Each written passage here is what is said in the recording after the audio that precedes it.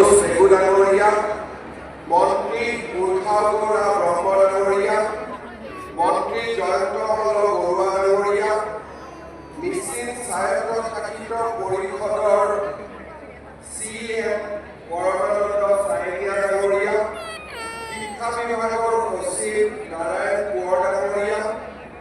Assam state school education বৰ্ডৰ উপাধ্যক্ষ ৰুক্ম গোহাঁই ডাঙৰীয়া,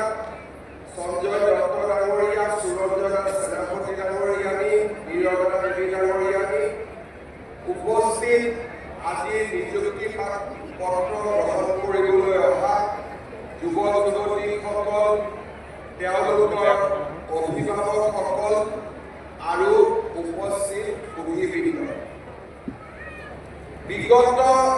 বিধানসভা নিৰ্বাচনৰ প্ৰচাৰৰ মাজত মই ৰাজ্যৰ যুৱ যুৱতীক ঘোষণা কৰিছিলোঁ যে আমাৰ বিজেপি চৰকাৰ যদি শাসনলৈ উভতি আহে, অসমত আমি 1 লাখ যুৱক যুৱতীক চৰকাৰী চাকৰি প্ৰদান কৰিম। আমাৰ